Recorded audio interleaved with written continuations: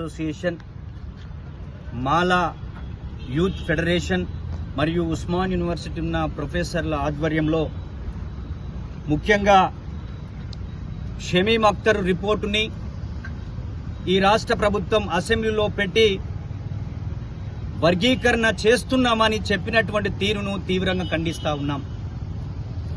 ఆ రోజు 1997లో 1981 లెక్కల ప్రకారం వర్గీకరణ చేస్తే అది 2004లో కొట్టివేయబడినది. ఈరోజు రేవంత్ రెడ్డి గారు 2011 లెక్కల ప్రకారం వర్గీకరణ చేశాడు. ఇది పారదర్శకంగా శాస్త్రీయంగా లేదు కాబట్టి దీన్ని కూడా కొట్టివేస్తారనే విషయాన్ని మేము గుర్తు తెలుసుకున్నాం. ముఖ్యంగా 2011 లెక్కల ప్రకారం దళితుల జనాభా 54,32,680 ఉన్నది. మరి షమీమ్ అఖ్తర్ కమిషను 52,17,684 అని నిర్ధారించింది. ఈ యొక్క లెక్కలని ఒకసారి పునరాలోచన చేయాల్సినటువంటి అవసరం ఉందని చెప్పేసి మేము రేవంత్ రెడ్డి గారికి చెప్పదలుచుకున్నాం. 2014-16లో టీఆర్ఎస్ ప్రభుత్వం లెక్కలు చేస్తే 63,60,158 లెక్కలు చెప్పింది. మరి 2014-16 లెక్కల ప్రకారమేమో 63,60,000 చిల్లర ఉంటే మరి రేవంత్ రెడ్డి గారు షమీమ్ అఖ్తర్ లెక్కల ప్రకారం 52,17,684 ఉంది. ఈ లెక్కలను ఒకసారి ఆలోచన చేయాలి. ఇది తప్పుల తడక. షమీమ్ అఖ్తర్ రిపోర్టు తప్పుల తడక అనే విషయాన్ని గుర్తు చేస్తూ మేము ముఖ్యమంత్రి రేవంత్ రెడ్డి గారు గాని అందులో ఉన్నటువంటి ఉప కమిటీ ఏర్పాటు చేసినటువంటి మంత్రి బృందం గాని మీరు ఈ లెక్కలపైన స్పష్టత ఇచ్చి మీరు చేసినటువంటి ఏబీసీ వర్గీకరణ సరి అయింది కాదని మీరు లేటెస్ట్ లెక్కలు తీసిన తర్వాతనే ఈ యొక్క వర్గీకరణ చేయాలని చెప్పేసి మేము డిమాండ్ చేస్తా ఉన్నాం. ఈరోజు కేంద్ర ప్రభుత్వము 2021లో ఈ యొక్క జనాభా కుల జనగణన జరగాల్సి ఉండే. ఇప్పటికీ 4 సంవత్సరాలైనా లెక్కలు తీయకపోవడాన్ని కేంద్ర ప్రభుత్వం లెక్కలు తీయాలని ఇక్కడున్న రాష్ట్ర ప్రభుత్వము అసెంబ్లీలో తీర్మానం చేసి పంపాల్సిన అవసరం ఉందని చెప్పేసి మేము డిమాండ్ చేస్తా ఉన్నాం. సంఘాలుగా, మా మాల విద్యార్థులుగా, మా మాల యువకులుగా అందరం కూడా ఈరోజు కాంగ్రెస్ పార్టీ ఏదైతే మంత్రుల కమిటీ ఉందో ఆ కమిటీని కూడా మేము కలవబోతా ఉన్నాం.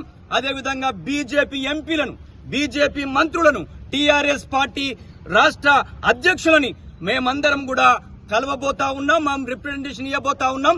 ఈ అశాస్త్రీయంగా జరిగిన వర్గీకరణని వెంటనే మీరు ఆపాలని చెప్పేసని మా నియోజకవర్గాల్లో ఉన్నటువంటి మా మాలలందరికీ కూడా ఒక విజ్ఞప్తి చేయదలుచుకున్నాం. మీరందరూ కూడా మీ స్థానిక ఎమ్మెల్యేలకి మీరు రిప్రజెంటేషన్ చేయండి. ఈ యొక్క జనాభా లెక్కలు తప్పుల తడక మా మాల సామాజిక వర్గానికి అన్యాయం చేసేటువంటి ఈ వర్గీకరణను వ్యతిరేకిస్తున్నామని చెప్పేసి ఎమ్మెల్యేలకు, ఎంపీలకు, మంత్రులకు మనం ఒక రిప్రజెంటేషన్ ఇవ్వాల్సినటువంటి అవసరం ఉందని చెప్పేసి వాళ్ళు కూడా గుర్తు చేయదలుచుకున్నాం. ముఖ్యంగా మాల సామాజిక వర్గానికి సంబంధించిన ఓ మేధావులారా, ఓ విద్యార్థులారా, ఓ విద్యార్థుల తల్లిదండ్రులారా, ఓ మాల ప్రజా సంఘాలారా, జిల్లాలో ఉన్నటువంటి 30 లక్షల మంది ప్రజలకి ఒక విజ్ఞప్తి చేస్తా ఉన్నాం. మీరు అసెంబ్లీలో తీర్మానం చేసి మేము వర్గీకరణ చేస్తామని చెప్పేసి మన మెత్తటి గుడ్డతో గొంతు కోస్తా ఉంటే మీరందరూ నిద్రపోయి ఉన్నారా? ఒకసారి ఆలోచన చేయండి. మనకు 23 ఉద్యోగాలు వస్తేనే ఒక ఉద్యోగం వచ్చేటువంటి పరిస్థితి ఉంది. మరి మన మాల సామాజిక వర్గానికి అన్యాయం జరుగుతున్నప్పుడు మీరందరూ ఇళ్లల్లో పడుకుంటే మన సామాజిక వర్గానికి ఏ విధమైనటువంటి న్యాయం జరుగుతుందో మీరు ఒకసారి ఆలోచన చేయాల్సినటువంటి అవసరం ఉంది. ఇది షమీమ్ అఖ్తర్ రిపోర్టే. ఇది అసెంబ్లీలో తీర్మానం కాలే, చట్టబద్ధం కాలే, ఆర్డినెన్స్ రాలే. వెంటనే మీరందరూ మొత్తం జిల్లాలో ఉన్నటువంటి మీరందరూ కూడా ఏకమై అక్కడున్న ప్రజాప్రతినిధిని, అధికార పార్టీని ప్రశ్నిస్తూనే ఎమ్మెల్యేలకు రిప్రజెంటేషన్ ఇవ్వాలి, మంత్రులకు ఇవ్వాలి, ఎంపీలకు ఇవ్వాలి, అన్ని పార్టీలకు రిప్రజెంటేషన్ ఇచ్చేటువంటి ఒక మహా ఉద్యమానికి సన్నద్ధం కావాల్సినటువంటి అవసరం ఉంది. 1% నష్టం జరిగితేనే మాల సామాజిక వర్గం ఉపకులాలతో మనం తిట్టిస్తున్నటువంటి మందకృష్ణ రాజకీయ ఎత్తుగడలు మీరు అర్థం చేసుకోవాల్సిన అవసరం ఉందని గుర్తు చేస్తా ఉన్నా. ఈ రోజు బీజేపీ ప్రభుత్వాన్ని మేము ఒకటే అడగదలుచుకున్నాం. మా మాల సామాజిక వర్గాన్ని గొంతు కోసే దాంట్లో మీరు కూడా ఉంటే రేపు క్షేత్రస్థాయిలో ఎలా వెళ్తారో అని చెప్పేసి మేము అడగదలుచుకున్నాం. అందుకే మాల సామాజిక వర్గానికి సంబంధించిన విద్యార్థులు, యువకులు, యూనివర్సిటీలు, ఉద్యోగస్తులు మీకు ఈ రోజు మీకు సాలరీ వస్తా ఉంది. రేపు మీ పిల్లల భవిష్యత్తు అంధకారంలోకి వెళ్లే పరిస్థితి ఉంది.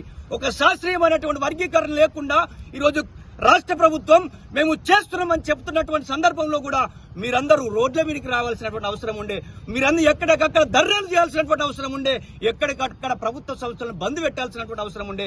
అవన్నీ మీరు చేయకుండా మీరు అంగీకారమే అన్నట్టు ఉన్నది. కాబట్టి దయచేసి మాల సామాజిక వర్గానికి, ముఖ్యంగా మేధావి వర్గానికి, విద్యార్థి సంఘాలకు, మందకృష్ణ గారు మీరు వర్గీకరణ జరిగింది, మాకు ఇంకొక 1% రావాలని చెప్పేసి అని మాట్లాడుతూ ఉన్నారు.